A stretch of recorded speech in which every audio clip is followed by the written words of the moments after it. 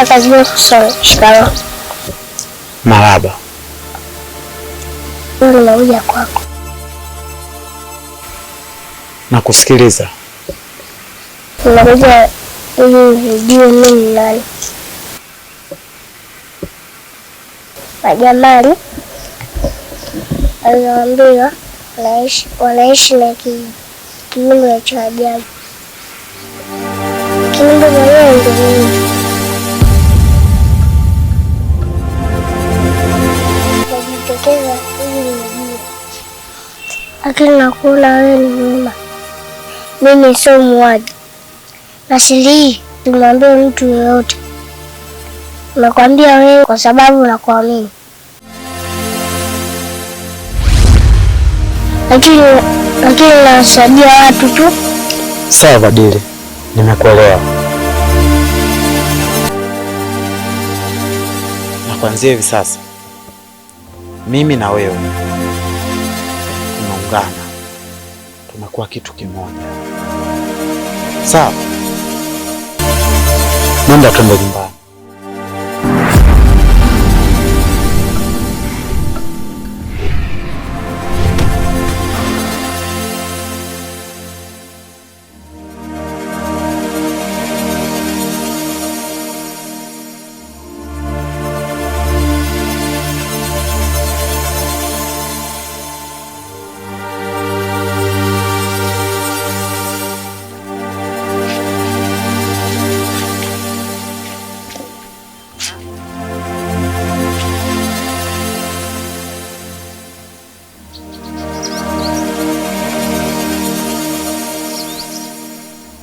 Dada, naomba unipe ushauri.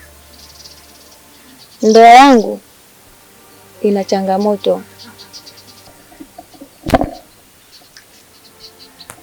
Hapa kati nilimkosea sana mume wangu.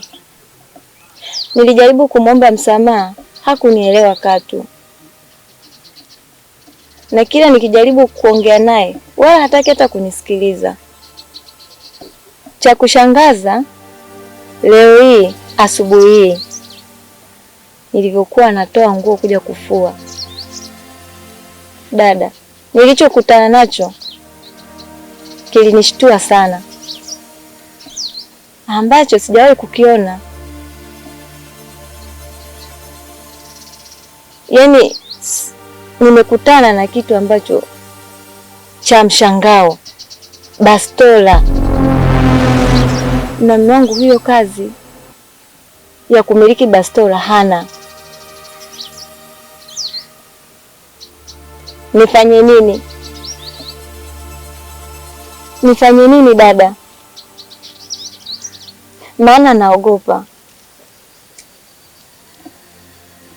ile bastola anaweza kafanya chochote kwangu, aidha kuniua, au kuna kazi anayoifanyia, au ni kazi anayoifanya ya haramu dada. Eti unajua mdogo wangu, unachokiongea ni kweli, lakini wewe unadhani maisha ni rahisi kiasi hicho? Mdogo wangu, maisha sio rahisi kama unavyofikiria. Mume wako hata kama kweli anayo bastola ndani, hujawahi iona, ndio kwanza umeiona leo. Wewe unachotakiwa kuifanya, usimuulize. Umenielewa? Usimuulize, ila fanya uchunguzi, fanya upelelezi, utajua. Na kuhusu swala la kwamba mnagombana kila siku, unahisi kwamba atakuja kuwe wewe? Hapana. Labda mume wako ana kazi za ujambazi, utajuaje? Hawezi kukuwa wewe, wewe ni mke wake. Haijalishi mnagombana kiasi gani. Mimi ushauri wangu, mdogo wangu, unachotakiwa kuifanya, mchunguze mumeo, kaa na mumeo, endelea kumuonesha upendo, endelea kumjali, endelea kumheshimu. Umenielewa? Yule ni mumeo. Na ndoa siku zote lazima iwe na misukosuko. Kwa kama ndoa lazima iwe na misukosuko, hayo ni mambo ya kawaida, ila la bastola ukae ulichunguze. Unaona mdogo wangu? Sawa dada, nimekuelewa kwa ushauri wako. Sasa mdogo wangu, hichi ninachokuambia ukiweke katika akili yako. Ndoa siku zote inajengwa na mwanamke. Unaelewa? Ndoa inajengwa na mwanamke. Na kama ndoa inajengwa na mwanamke, wewe unachotakiwa ni kuwa mvumilivu. Kuwa mvumilivu. Endelea kuvumilia, lakini ndani ya uvumilivu unaendelea kumwangalia mumeo. Na akirudi wala simuoneshe ishara yoyote. Na usimuoneshe kama umegundua jambo lolote. Uendelea kupambania kulinda ndoa yako, rudisha furaha yote iliyopotea. Umeelewa mdogo wangu? Fanya juu chini ndoa yako iwe kama ilivyokuwa mwanzo. Umeelewa? Sawa dada. Nitalifanyia kazi. Wewe nisikize nilichokwambia na ukifanyie kazi. Kwa ngo tujike tu.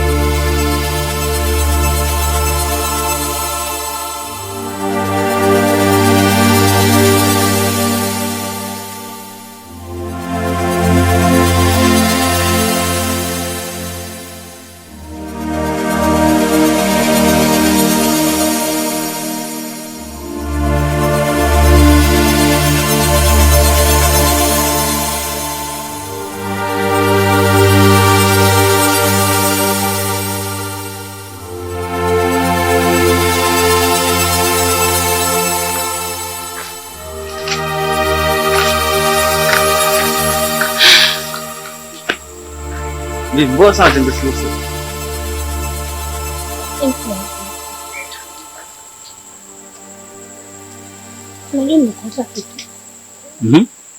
Haya, ongea. Maana tumetoka huko kote. Ukumbuke hoja ukumbuke hapo. Sasa nisikilize. Haya, ongea. Unajua juzi wakati nipatikana mzunguko yangu, unatoka niliona. Yani Jonas anaungana na Kevin. Jonas amekuwa katika kundi la maadui na sasa hivi.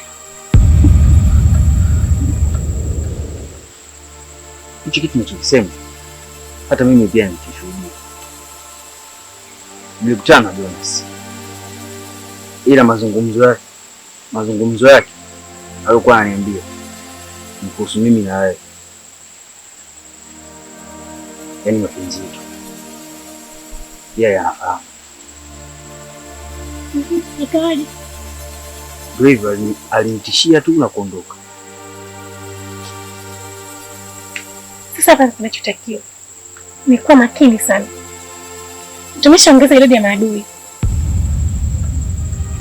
Yaani mimi natakiwa kuwa makini na Kevin na wewe unatakiwa kuwa makini na Jonas kwa sababu ni rafiki yako sana. Sawa. Ila unabidi uwe makini zaidi. Kwa sababu wewe ndo Azizi wa moyo wangu. Ninajua, niko makini na kazi yangu. Sawa. Niko. Ila kuwa makini zaidi. Kwa sababu wewe ndo kila kitu kwangu. Mimi sawa. Hai.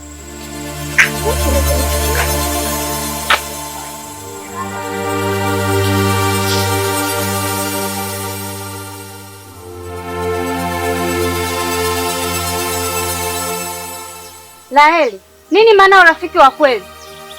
Unamaanisha nini? Una maana gani? Wakati naondoka pa kijijini, ni kitu gani nilikwambia wewe?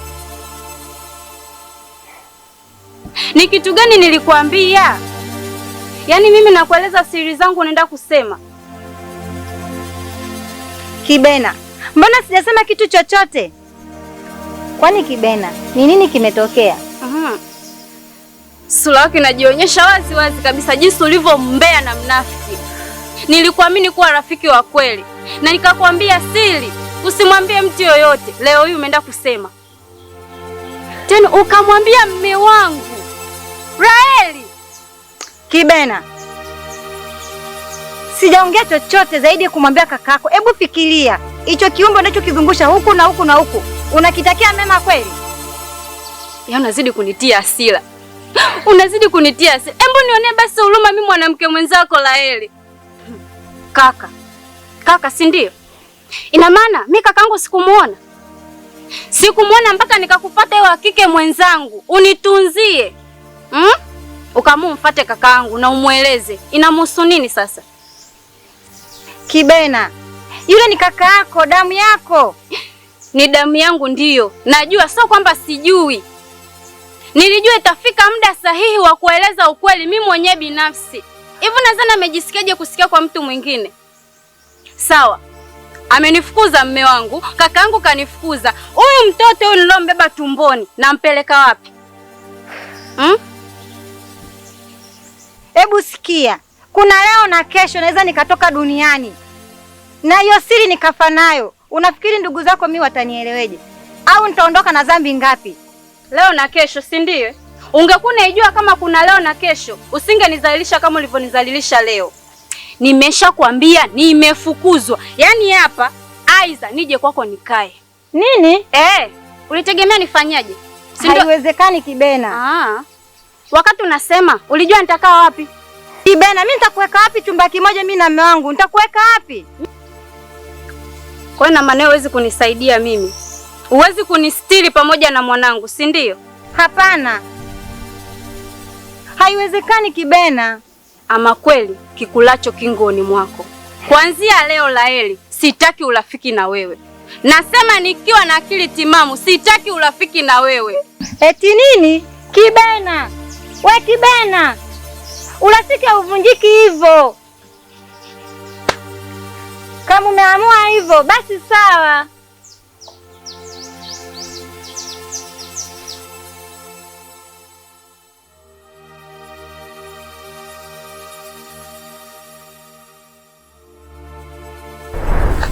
Chetu kila siku neema zinaongezeka. Sasa ndugu yangu yaani mwenyekiti alivyotuita pale, sasa mimi ndugu yangu naangalia rafiki yangu Mwendo Swaiba wangu yuko wapi? Udugu wangu simuone. Nikasema rafiki yangu amekosa neema, mambo ya mtungula amekosa. Mimi siku nimefika bwana. Ila nahisi kabisa kwamba tulipishana. Yaani kama mimi niliwahi, wewe ulichelewa. Kwa hiyo unataka kusema mimi nilichelewa? Wewe umeanza. Mimi kitambo sana. Kitu hivi. Sasa ndugu yangu tuongee taratibu. Vipi mwanangu? Ule mdungu ile package ile. Mambo jega. Hapo. Mwenyekiti ana baya kabisa. Kwa mwanangu nawe unataka kusema mambo yaani mzigo ulikuwa hivi. Si unanielewa? Mimi kaona hana shida, mwenyekiti sikatoa.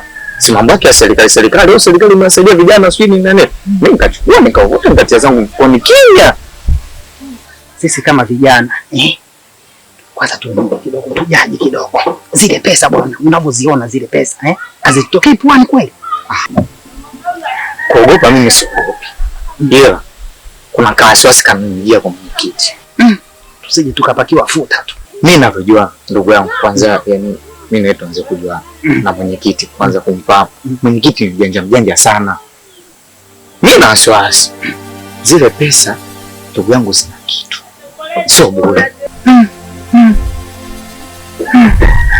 Au nataka kusema tumpeleleze. Mambo gani unaniletea? Wapi na wapi mimi na hizo shughuli za kupeleleza watu? Wewe kwa sababu kuanzia shuleni kaza kuombea mimi, hiyo kazi unaiweza, ngoachie wewe. Mimi mbea wewe, maisha yangu nayapenda.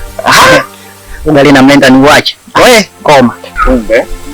Basi ndiishe hapa hivi. Wapi? Tondoki wewe. Twende basi.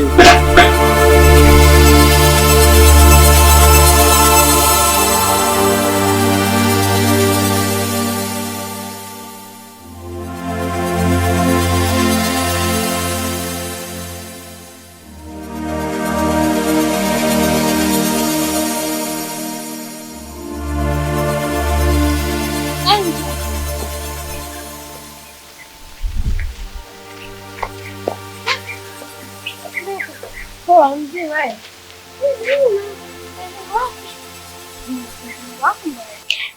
Vipi shoga yangu? Kulikoni ukimbia na pesa watu? Umeondoka na pesa mkaka wa watu. Kuta nzima na haya kukutafuta. Amna kitu rafiki yangu. Wewe inawezekana kuna kitu Hebu nieleze. Umeanza rafiki yangu na wewe. Kipo. Wewe niambie bwana, unaniogopa? Maana haiwezekani wewe ukachukua pesa ya Dani alafu ukimbie. Kweli rafiki yangu. Kuna kitu. Lakini nini? Sema ukweli, kitu gani? Dani anakupenda wewe. Lakini shoga yangu. Dani ananipatia nusu mkataa mbele yako. Sasa vipi tena useme Dani ananipenda mimi? Wewe kama unampenda, mimi nitaenda kumweleza Dani, nitamwambia. Kwenye hilo ndoa shaka. Maana hata mimi pia simpendi. Yaani tashukuru. Kwani utafanya hivyo? Kweli? Yaani utakuwa umenisaidia pakubwa sana. Usijali bwana, mimi na wewe tena. Basi sawa. Poa. Tuongozane basi.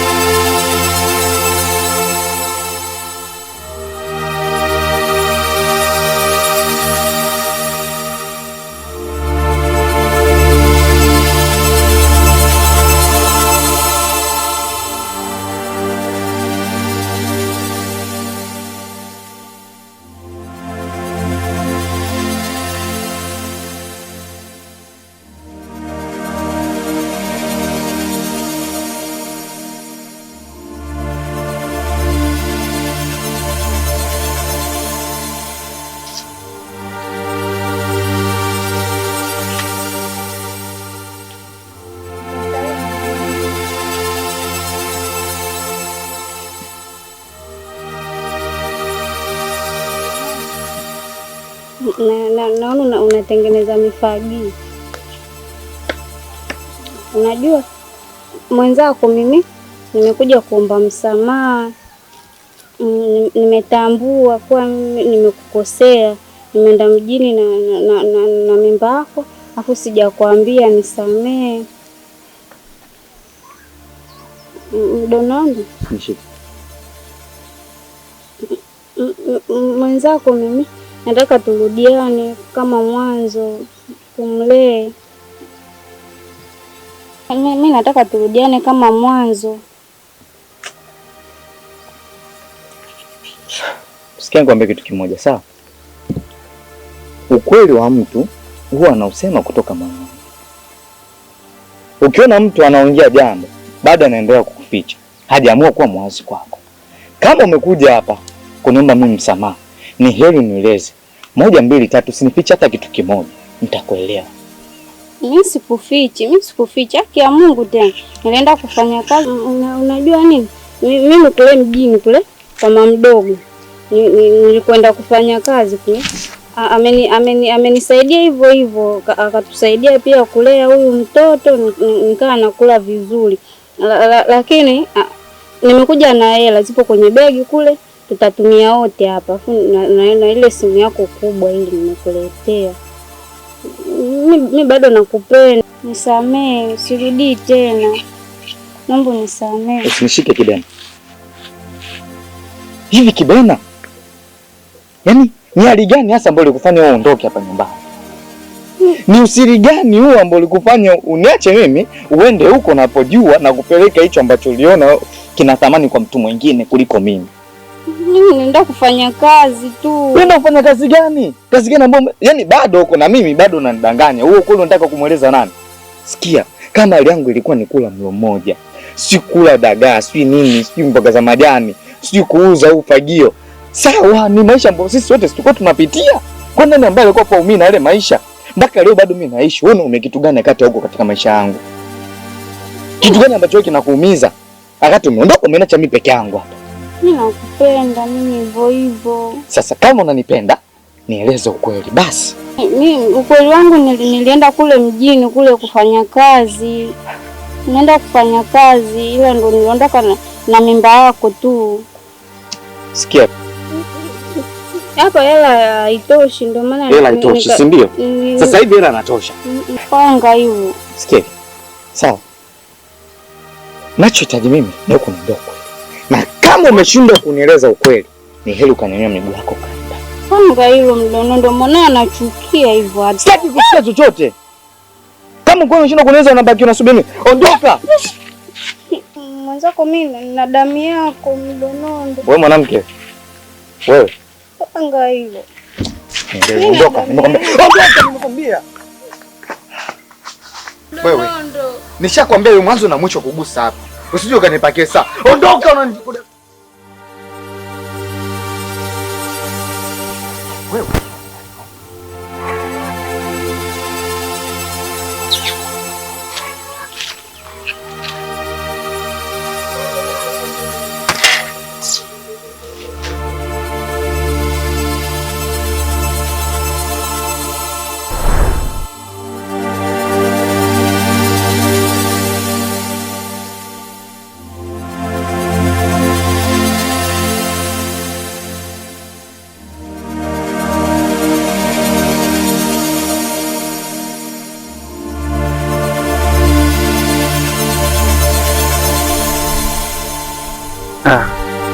Hakika tumepitia changamoto nyingi sana mpaka tumefikia hapa.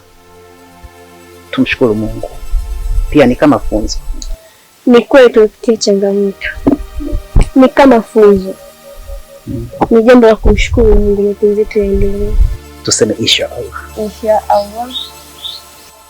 Lakini baby, dadangu amenikalisha chini, mapenzi yetu mimi na wewe.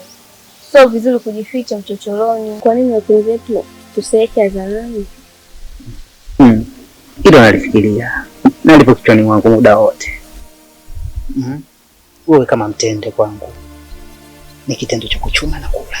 Pia hata mimi dada yako alinikuta kuna siku moja njiani, tukaongea akanambia nije nyumbani nijitambulishe. Mapenzi ya kukutana vichocholoni hivi sio mazuri. Basa zingatia.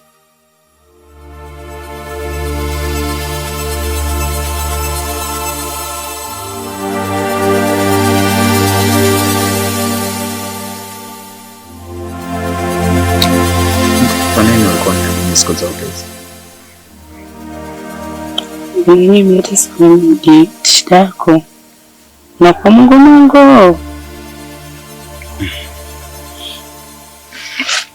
Kwani nini ambacho nishakuondokea zaidi ya kueleza hisia zangu? Mimi upendo ukweli wako. Na unanionyesha vipi kama unanipenda kweli? Wewe unahitaji nifanye kitu gani labda ili uweze kuniamini? Unajua si watoto wa kike kitu ambacho tunakipenda, maana nafanya action sio maneno. Kwa hiyo kuna vitu vingine hata ukiniambia hivi mimi najua ni wale tu.